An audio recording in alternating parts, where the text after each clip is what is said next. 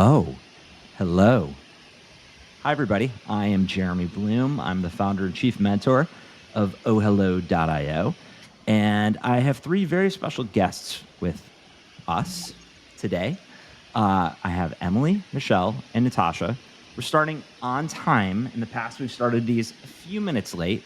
But some feedback was, hey, when people are making and setting the time to do this, let's start on time.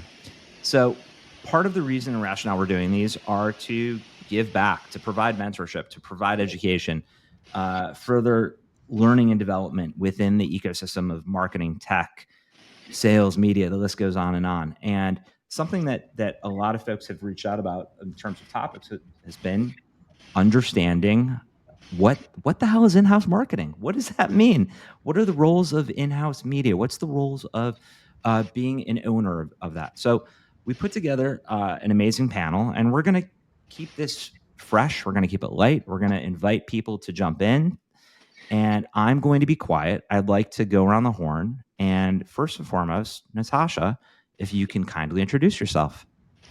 Well, thanks, Jeremy. I'm actually was super excited when you finally asked me to be on one of these. I was like waiting for that call. Um, so I'm Natasha Thank Sheikh. you. I head up the Paid Media Center of Excellence at Wells Fargo. It seems super fancy as like, ooh, what does the Center of Excellence do? So I'd say as a marketing organization, we have transformed. I feel like we go through a cycle every few years, and for context, I've been at Wells almost 7 years now. So we are now moving back to a decentral organization. So what does the CUE do?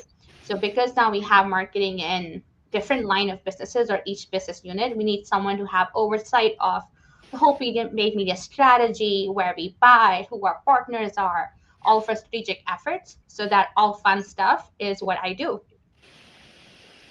That's a lot. That is Keeps you do a me lot. busy. Yeah, in 7 years, you've probably worn multiple hats, many hats, and we're excited to hear about Yeah. that throughout the next 40 minutes or so. Michelle, nice to see you. Nice to see you too. Similar to what was just mentioned, I do a lot of those things. Specifically, I pulled media in-house at Allstate. This was probably about 9 or 10 years ago. So I've been doing this for a while, did this at Allstate, and then subsequently managed media at a couple of companies after Allstate. But very similar to what just mentioned. Awesome. That's a lot of responsibility to overseeing, bringing business in house, and also overseeing different lines of business. And we're excited to have you get deeper into that. Emily Flanagan, thank you for joining. No, thank you for having me. So I am currently working at InfoBip, and I'm the head of marketing for the Americas. And so I lead a team of 16 talented marketers that are across the Americas, located in the US, Brazil, Colombia, Mexico, and Argentina. And I have a mixture of skill sets on the team. Some are generalists, some are specialists, but we cover the areas of content, social, PR and AR, integrated marketing, partner marketing, marketing automation, and paid acquisition. That's a lot. It's a A little lot. bit And of everything a on the little bit team. of everything for Yeah. sure. And having a team of nearly 20 people in house. Uh, can you get a little bit deeper in terms of what InfoBip is, just since it's a European based company, for those in the Americas that may not be as familiar, since you've been making such an immense impact? I know Yes. this, but would love for the audience to understand. Yeah. So the company's based in Croatia. We are a cloud communications platform. And so the company started out about 15 years ago, primarily as an SMS aggregator. So we have um, direct connections to over 700 of the carriers around the world. So over the course of the 15 years, we added in additional OTT channels. So, WhatsApp, Messenger, and things like that. So we do that globally all over the world. But what we do as a business is we help your business create you create a better customer experience. So as you're chatting with your customers, you're offering them, the best of the best in the brand experience, and talking with customer service. It could be as they're exploring purchasing items, but we can pretty much do anything for anyone in the way of CX. Amazing. So since all three of you are in-house marketing mavens, which is the topic for today, what would make the most sense is truly just going through and talking about what you do, like what it means for your organization, what it means for yourself, what it means for your teams, how you build teams, how you the kind of different responsibilities that come with your role. Would love to just go back, Emily. We're going to go back around the horn in the opposite direction. As you explained that you've got teammates that are all across the Americas. You're working with a company that's based in Croatia. It's a global company, many carriers, and constant communication. Help us understand just how do you mitigate your time and your responsibilities? Because I'll stop with that question. So it's a lot to navigate through the course of a day. So I can say for myself, right, it's about constant prioritization, trying to say, first of all, is this task that I'm receiving, is it going to help us reach our goals as a team? And if it doesn't, then why are we doing it, right? So you have to constantly say this to yourself every single day. You have to go through this. I think another thing is helping the team navigate, right? So I think first and foremost in my own responsibilities, I look to take care of my team first and advocate for them and help them navigate through the day. And if there's something blocking their way, that's my job to clear it, right? So if they can't get their job done, then I help them clear the path so that they can get their job done easily. So I think it's just, a constant reminder of staying focused, defending your own time. People, they're going to want to fill your calendar with tons of meetings. Are they really necessary? So you have to ask yourself these questions every single day and just be active about managing it. Yeah, you certainly have to be judicious with your schedule. Natasha, as you and I, when we first started chatting a couple minutes before we went live, just understanding when you're handling business across the Americas, across the U.S., and you're dealing with East Coast hours, you're dealing with West Coast hours, you have different CMOs for each individual line of business. How do you manage and how do you mitigate your responsibilities for your team? Yeah, I'd say I wouldn't survive without my super, super amazing team. Like, they are truly the backbone of my success. And I think as long as I make sure they're successful, I'm successful. I think over the years, I love what Emily said is everyone wants a piece of your time, but you're only so much, right? You can only scale if your team can scale and represent you in a lot of those conversations so you can make the most of your time. I also feel people have made leadership very complicated over the years, that you have to do so much for team building. And honestly, leadership is truly as easy. Like, you just have to make your team happy, be there for them, keep them like their growth top of mind, and enable them to do their best job. My team is completely dispersed. I have folks on the East Coast, folks on the West Coast. So I've actually kept my leadership like super simple. Like, we meet Monday morning, like, what are our priorities for the week? What's happening? What's on your plate? Tell me what's going on. We basically align on these are our priorities. Everything else sounds like a next week problem. So we just handle it that way. And then I also like to have a check-in midweek. Like, are we on track with everything? That's the only way I can scale, right? My team laughs at me. I'm usually quadruple booked throughout the day. I'm Well, like, thank you everyone for taking the time to do this. not gonna go to that. How about you go to this one? This seems to be less important. Let's reschedule, or this could be an email. So we also try to clear our calendars up. I love that. You talked about leadership. How does one become a leader? Whew. It's a loaded question. It's a very loaded question. I'll speak for myself, and then I'd love Emily and Michelle, like, how they think about leadership. But I've always found a lot of personal growth and satisfaction in growing talent. Like, I have all since my early 2Mogul days, growing like the West Coast account team. So for me, it's something I've enjoyed and like purposely sought out. I know leadership's not everyone's cup of tea, especially when you have to do like the HR side of leadership. But I think some people want that opportunity, and I also, let's be real, some people are thrown into that role and they usually don't survive or do well. But I feel like corporate America and our how we think about roles and growth here, for some reason, growth is always looked at, you have to be a people's leader. Not everyone is meant to be that people's leader. Mhm. I think having that lens of finding out, like, yes, this person is actually interested in growing and growing people. I think there's the one that automatically shine as leaders. Otherwise, you're just a manager. I love how you just explained the difference between a leader and a manager. I'm very passionate about that as well. Michelle, with your experience of building teams, leading teams, can you get a little deeper into the way and the style of how you lead, how you develop? Yeah, it starts with hiring. I built the team at Allstate up from scratch, so I had the luxury of being able to hire every single person on my team, so I could really have the say in who I chose to be part of this team. The people I chose were absolutely stellar, amazing, some of the smartest people I've worked with in my entire career.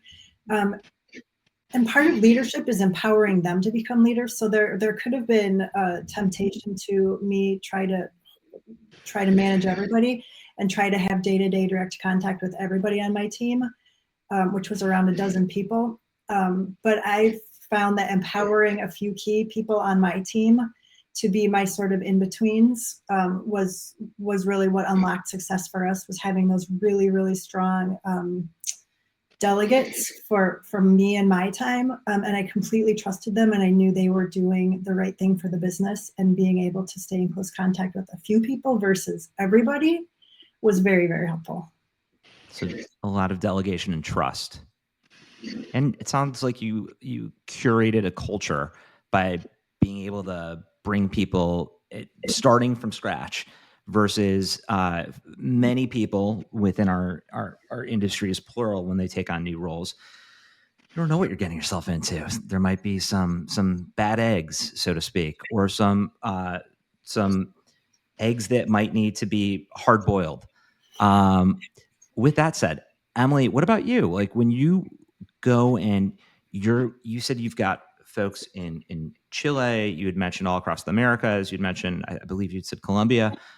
How do you, when you're dealing with different languages and being a messaging platform and a communications platform, how are you properly delegating and helping to push your people to succeed? Well, I think in addition to being a servant leader, I think that you just have to be a good listener, right?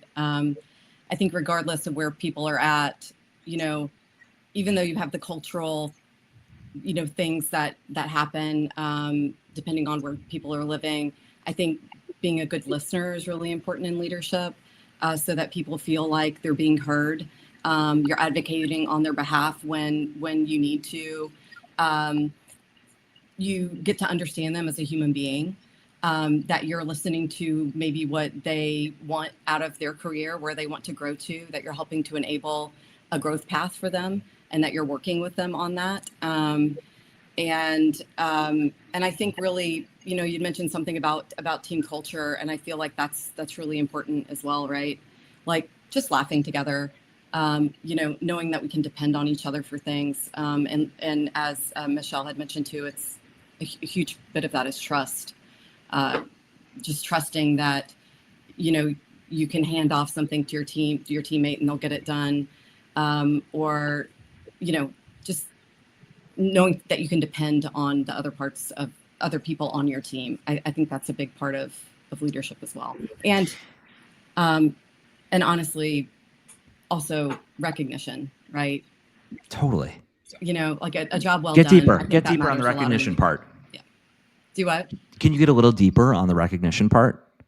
Yeah, I think, what I've been spending a lot of time on this just in my day-to-day right now, which is, I think in the tech world now, the way the economy is, and we know that, tech is kind of having a lull and hiring, and they're having to let go of people and things like that. recognition can't just always be about, giving someone a raise or a promotion, because you might not be able to do that. And so I think it's all about these little things that you can be doing that are really going to make the difference in somebody's day and make them weather the storm, at your company or through difficult situations. And I think that comes in recognizing people, within your team, within the greater org, maybe small gifts to say thank you, extra time off. It can be a little things, not necessarily the big ones. Those are great points. Natasha, when it comes to recognition and when it comes to laughter, that was something else that Emily said that put a smile on my face. What are some key traits that you do to push your team, to help your colleagues, being at a giant, well-respected financial institution like Wells, when you have so many people that you're dealing with in and out every single day? You need to remember to laugh. You need to remember to humanize things. Yeah. And we'd love to hear about some of your tips and tricks. I also really appreciate Emily reminding me, because we get so busy in our day-to-day lives. I think I always forget that we need to do more of the recognition. So I want to thank you for that, Emily. So it's going to be really, you guys are going to laugh, but being a big organization, we were kind of stuck on the old school Skype. We weren't using a lot of like modern day collaboration tools, but I've been grateful, like since we moved to Teams, uh, everyone's gift game and meme game has gone through the roof. I'm like, my team is really killing it, I'll have to say, on the Teams game. I think it has really changed how we are interacting on a day-to-day basis, just not forcing people to be on camera, but also the exchanges, the whiteboarding, being able to like chat more, laugh more, share more.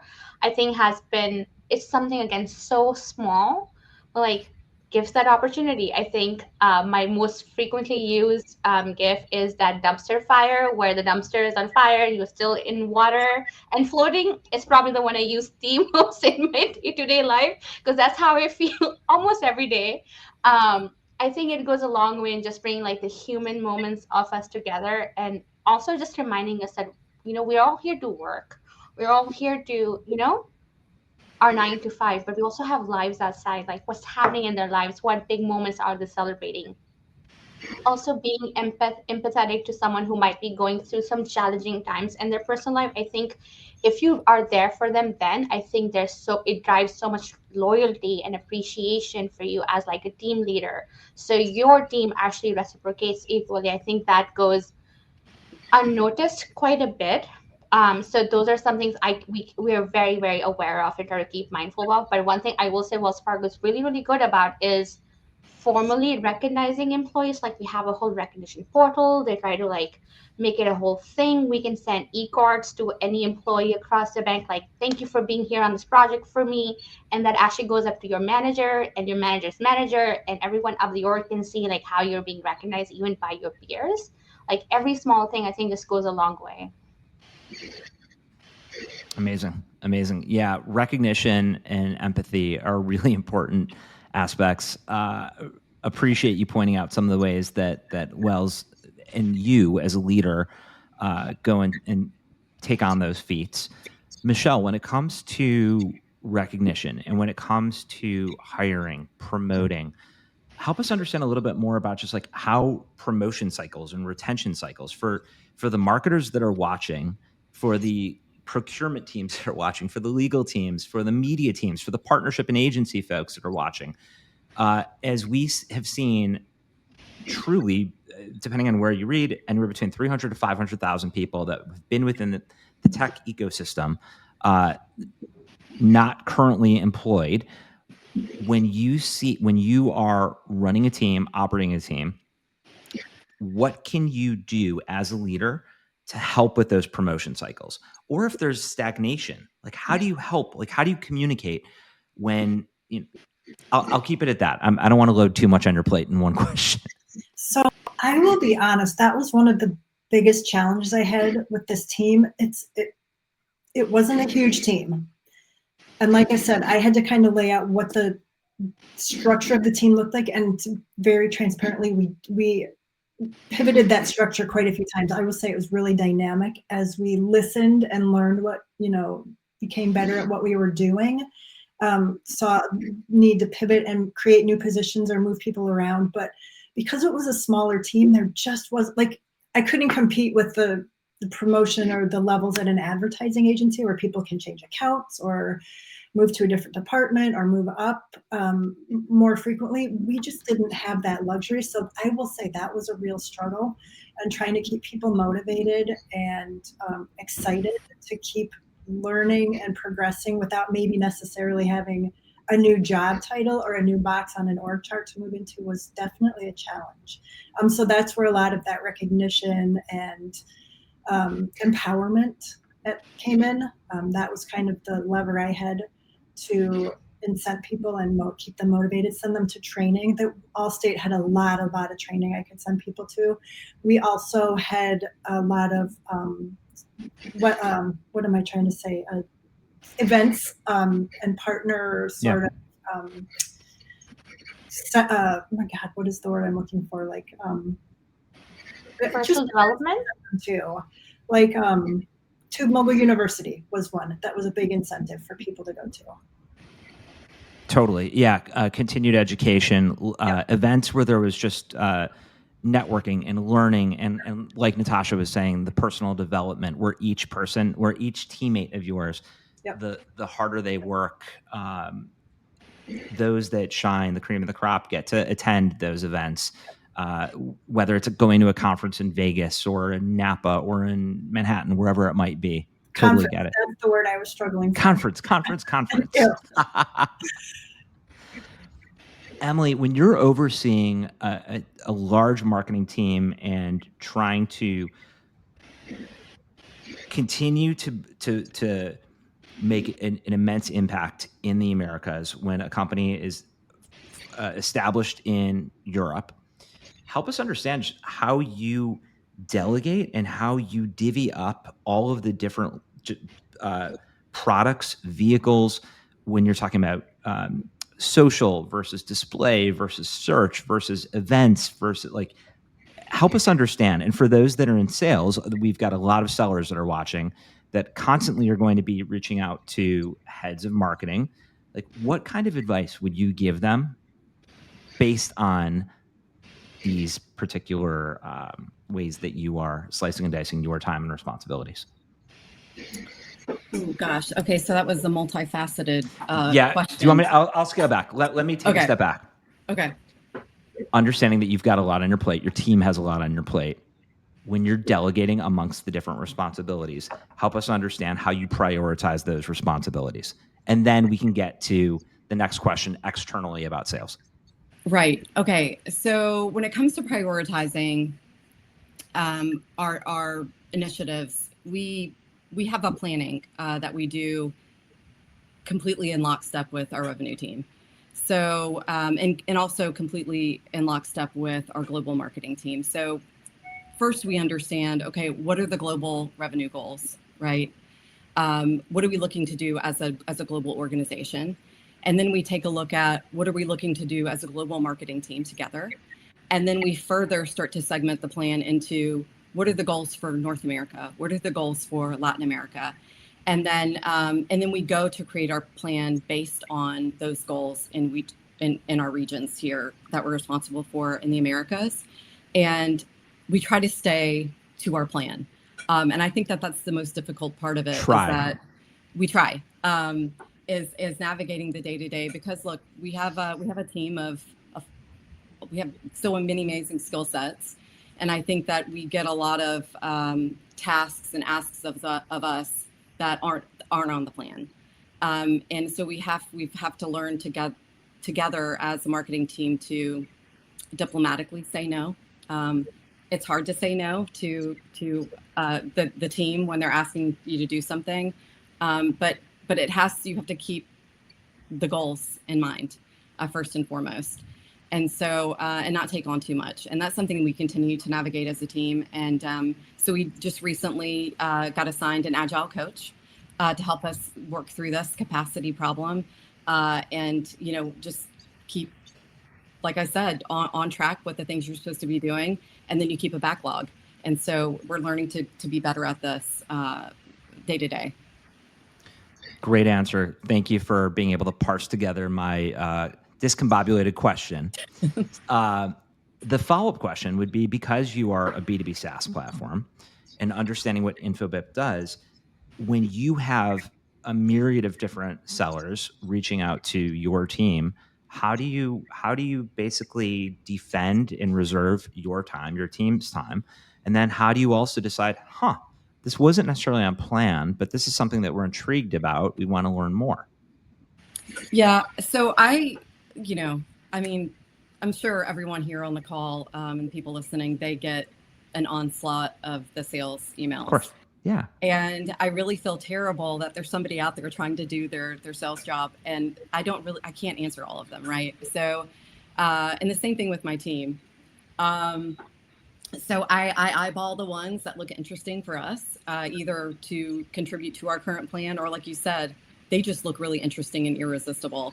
And so I try to explore those as I can.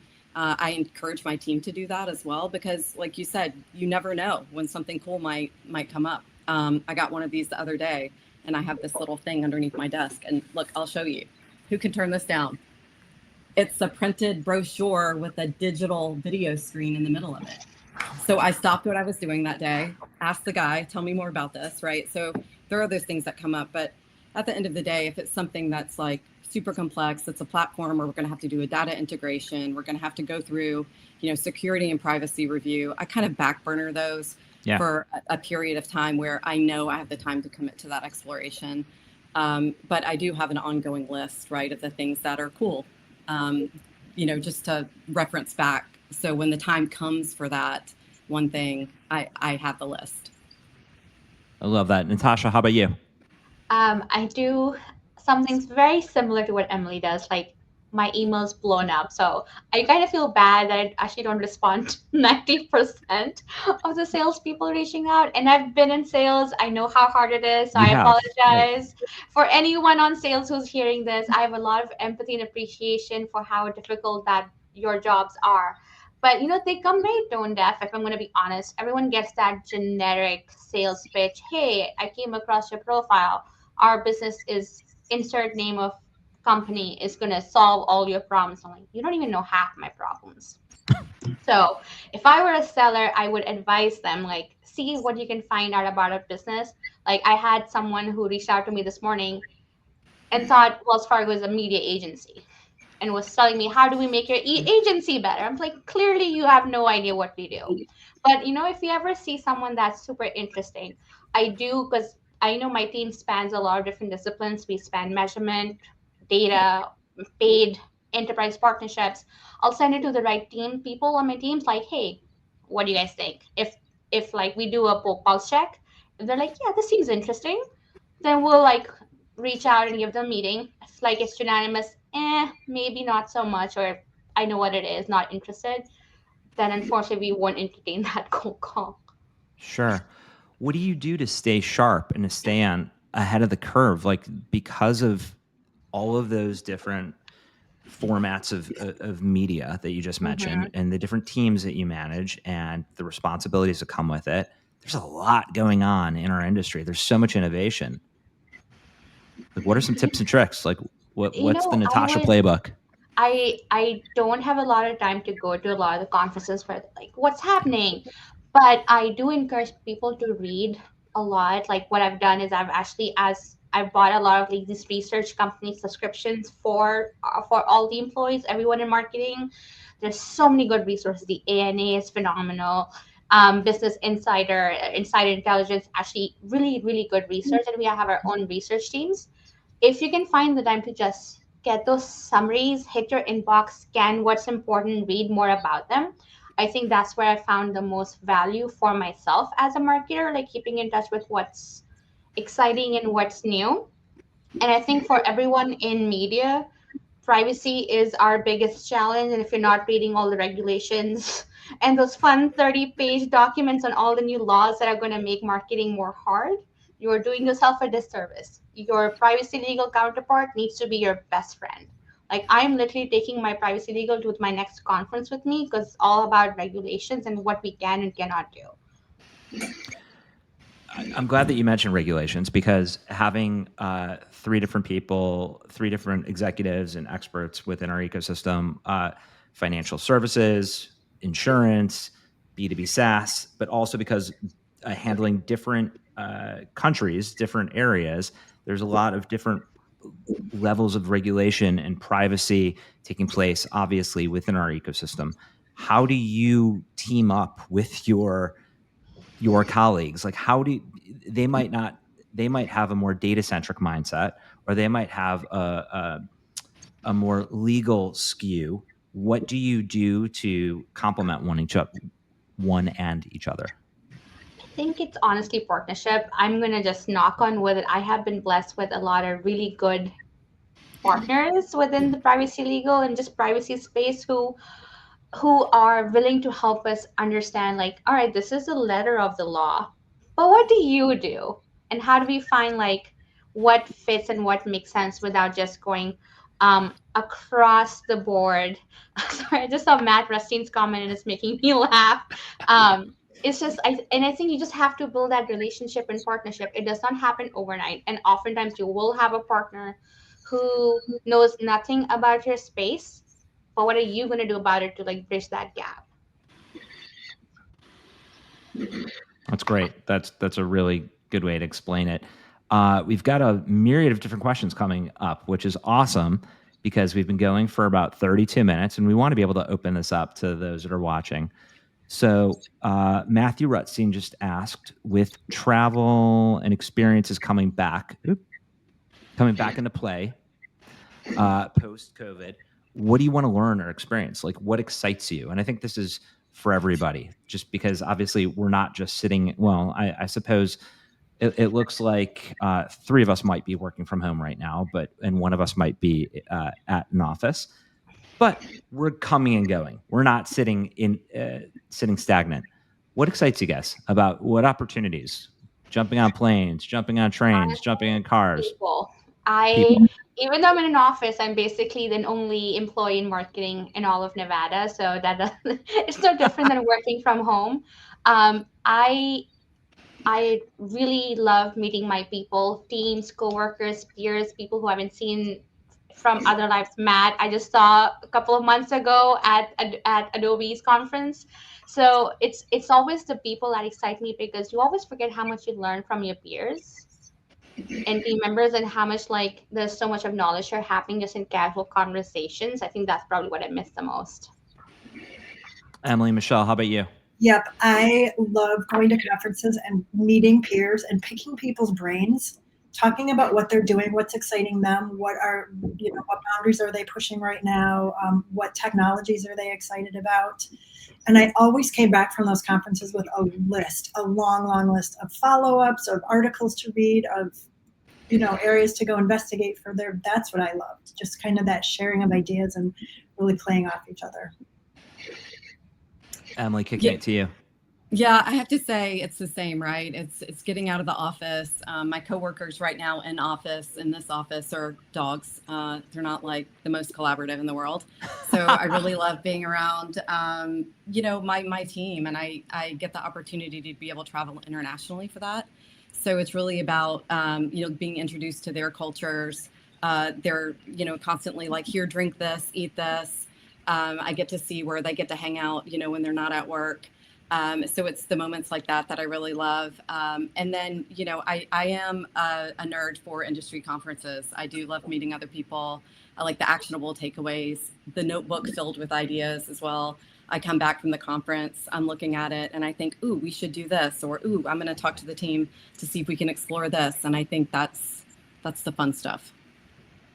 I agree with you. That is the fun stuff. Having those actionable, just tangible notes that you come back with, and you just want to go through it all with your team. You want to be able to just act, just do, instead of just being stagnant, for sure. Michelle, looks like you've got a great question from Mr. Tom Reardon. Hi, Michelle. Any secrets you can share as to how you hired so effectively at Allstate? Yeah. So I, not just at Allstate, but when I've hired people throughout my career, I'm a big proponent of hiring for soft skills and culture fit versus I have to hire somebody who has experience doing property and casualty insurance. That typically doesn't prove to be a winning formula, but if you hire somebody who seems like they're going to be a good fit on the team, they're eager to learn, they're a good communicator, they understand marketing, they understand ad tech, they're willing to push boundaries with you and move to the unknown, they feel comfortable sort of comfortable in the uncomfortable, if you will. That's how I tend to define my superstar employees versus strictly hiring for having experience in a certain vertical or doing a certain task. Natasha, how about you? I couldn't agree more. I try to find, because I feel everything in life is teachable, except how to be a good person and how to work with other people. So as long as you know that and have some background, I think that's what I index more towards when I build high performing teams. Because if you know they're 40-50% of the job, guess what? The other 50 is teachable, but I really can't teach you how to work well with others. Mm-hmm. So well said. So well said. Seeing that it's about 37 after, would love to talk a little bit more about mentorship and what all three of you just spoke about in terms of just the way that you delegate, the way that you listen, the way that you laugh, the way that you communicate, and the way that you lead, essentially as marketing leaders. Would love to understand, Emily, just what mentorship means to you as a head of marketing. So it's something that I've, over the past, a handful of years, it's something that I've really grown to enjoy.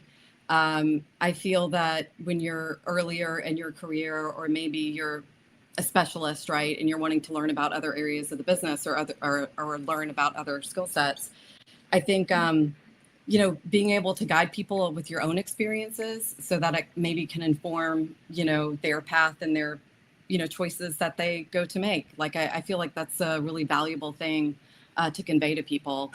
And I know that as I was mentored by people, it's something that I was really curious about too. Like, well, what did you do in this situation? How do I know that I'm making the right decision? And I think that's where mentorship is most valuable. In my opinion. And your opinion matters. Yeah. That's what mentorship is about. Michelle, how about you? Yep, I've been doing a lot of thinking about this over the last couple of days. So I have two thoughts here. First, I've been in a lot of formal mentorship programs, mostly facilitated by the companies I've been at, that felt really forced and they weren't really a great match. So it was basically me raising my hand saying I wanted to be mentored, and somebody maybe raising their hand, maybe being forced to as part of a development plan, being volunteered to be a mentor match. It wasn't a great fit. So in retrospect, and what words of wisdom I would give to my younger self would be to be more assertive and to identify the people that I admired at my company and be brave enough to go ask them to be my mentor. Because looking back, I worked with some amazing, very strong, particularly women leaders that I learned a lot from by observing, but I could have learned so much more from by actually actively being in a mentor-mentee relationship with them. I think so much of it is also just the informality of it versus the formal mentorship programs, being able to access people, access a mentor, access a mentee, and just have a real down-to-earth live conversation. Natasha, what does mentorship mean to you? Well, I mean, I think can we just acknowledge that mentorship is just hard? It's everyone can like, it's easy, you just need to find someone. I mean, it's really not, because we're so busy in our day-to-day lives and like so much going on professionally, personally. How you take the time out to actually grow someone, it's hard on not only the mentor, but it also no one really acknowledges how much onus is on the mentee that wants to be mentored. Like, are you going to reach out? What do you want to learn? I think mentorship is only successful when the mentee is like as excited, so that the mentorship, like, right, I will take time out of my day to help you to grow. And it's truly that being that courageous to reach out to people that you think you want to emulate in your life and want to learn from. It's very similar to Michelle. I've had the luxury of working for some pretty phenomenal male and female leaders. And you think mentorship's only like in your early years, but one of my former bosses in her like late 40s was like, I'm just going to reach out to this former cohort for mentorship. I was like, asking for mentorship at this age, I'm like, maybe there's something to be learned at every age. And I feel like that's something to remind ourselves and not be afraid to seek out, because people are always open to sharing their experiences and their growth, and we just never reach out thinking they're too busy. You probably are, but you never ask them to take the time out. So well said. Emily, I could see that you were smiling when Natasha was saying that in terms of just mentorship at different stages in people's careers and different ages. How did that resonate with you? Yeah, look, you're never too old for mentorship. I'm 46 years old and I still ask tons of questions and need tons of guidance as I'm growing as a leader myself, right? That's things you're continually learning new skills and adapting what you know. And I think that, yeah, like Natasha said, it's important to continue to learn and to learn from people that have probably been there, you know? I love that. I love that. All right, to wrap things up, what kinds of tips, tricks, advice, just parting words of wisdom would you give to those that are watching? We'll start with you, Michelle. Tips, tricks on what? In-house? Tips and tricks on in-house, running an in-house team. Tips and tricks on just being a good leader. Tips and tricks on just career advice in general. If you could have Yep. I'll give you each take a minute. Just get whatever's off of your chest. Say whatever information, whatever just parting words of wisdom that you can just give to anyone watching. That's where they can be inspired by what you have to say. I would say never get comfortable. That was my big takeaway at Allstate. When it started to get comfortable, I knew we weren't pushing hard enough. So keep reading, keep learning, keep networking, keep asking questions, keep pushing boundaries. In my experience, that has been the most successful and most personally rewarding. Amazing. Emily. Oh, I'd say mine is a lot like Michelle's, right? It's stay curious, always challenge the status quo, and make time for yourself to learn new skills or add depth to the ones you already have. And I feel like we don't make enough time for ourselves in the day-to-day. And I think that's really important to remember. Personally, that's a great one just to think through for all of us at any time, just being able to do something different. I mean, that's one of the reasons I decided to start building this platform and community, is just to do something different, to engage a different part of my brain and skill set. So I love that you just mentioned that. Natasha, how about you? I mean, there's nothing that hasn't already been said, but I guess just always question your own self also, because we make decisions every day, a lot of them, and at what point do you go back, hey, did I make the right decision? Is that still the right decision for us, given that we have changed, I have changed, the business has changed? And or just be comfortable in questioning your own self, because I know a lot of people feel very out of place, like, no, don't question my work, like question yourself, because that's the only way that you will grow. That was great. Well, I want to thank the three of you, Natasha, Emily, Michelle. Thank you for taking time out of your day to speak to the OhHello community as we're building up this platform. It's so meaningful to me to have such wonderful people be a part of this, to be a part of this community, and to have friends within the ecosystem that can give this kind of advice and guidance. And I have so much respect for what the three of you are doing. So just want to say thank you. I'm grateful. Oh, thank you, Jeremy. Happy to be Thank here. you. So thank you for everyone that's watching. OhHello.io is going to be launching later this summer. Additionally, we will have more LinkedIn Live events. This has been a great success, having a lot of fun doing these as well. Thank you, everybody. I appreciate you all. Take care. Thanks, Emily. Thanks, you. Michelle. Thanks, Natasha. Bye. Bye. Bye.